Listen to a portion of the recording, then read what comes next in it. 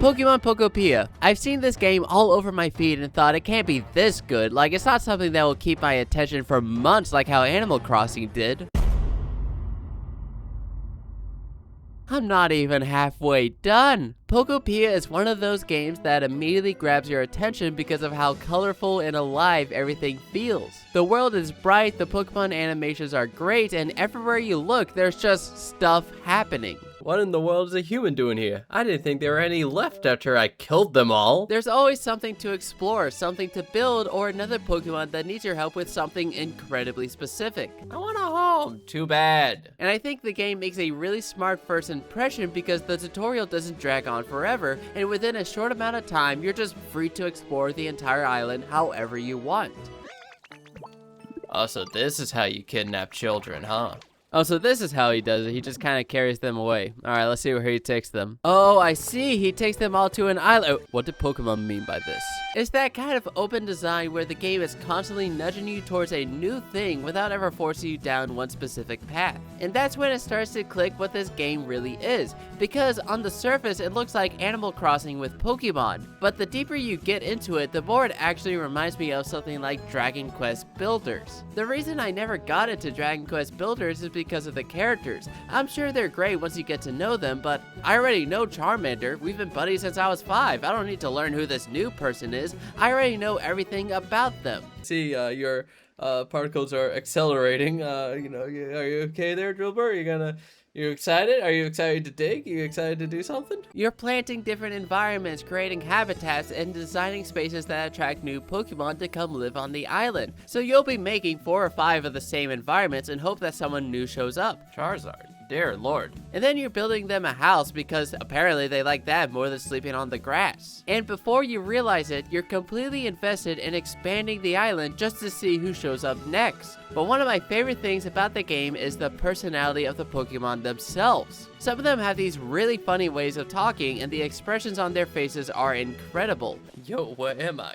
Using the water. What do you think you is? They're super animated, really expressive, and it makes every interaction feel a lot more lively. It sounds like a small detail, but when you're constantly helping these Pokemon with little tasks or building things for them, those expressions actually make a huge difference. You start to feel like you're part of this weird little community. I couldn't tell you why, but the last time I saw any rainfall was when I was just a sprout. Back then, there were still humans around here. I haven't seen a drop since. Whoa, for real? Well, that's fine by me. No rain, no pain.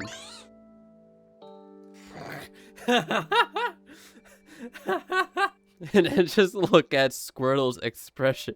What do you mean no rain? We need rain! The whole game has this incredibly cozy feeling to it. All the Pokemon are friendly and everyone is working together. And the island slowly starts to feel like this place that you helped create. And that's probably why the gameplay loop is so ridiculously addictive. Because every time you finish one task, the game gives you 3 more interesting things to try. And suddenly you're deep into this cycle of experimenting, building, and discovering new Pokemon. Wait a moment.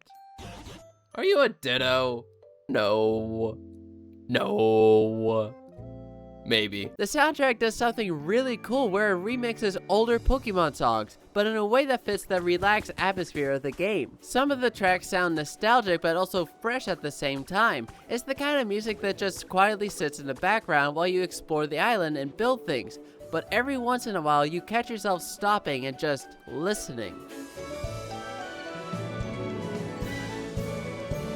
Just adds to the whole vibe of the game. Honestly, the more I played Pokopia, the more impressed I became with how much there is to do here. It's one of those games that feel packed with content, but it never overwhelms you. You can take everything at your own pace, explore what you want, and just enjoy the process of slowly rebuilding the Kanto region.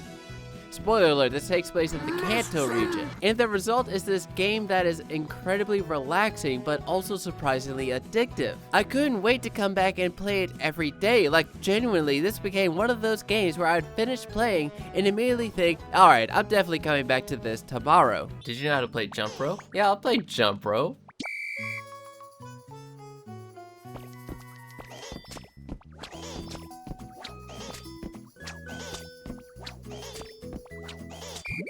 What? Game of the year. I cannot recommend this game enough. If you enjoy games like Animal Crossing, Stardew Valley, or Dragon Quest Builders, there's a very good chance you're going to love Pokopia. This truly is the best Animal Crossing game on the Switch. Except for Animal Crossing New Horizons, that one's pretty good. It scratches that same itch of building something, watching a community grow, and slowly turning a small island into something really special. If this game doesn't at least get nominated for Best Family Game at the Game Awards, I'll be extremely surprised. In fact, it's already winning that award in my book. I can finally see why they call it the Switch 2. It's because it finally has 2 games.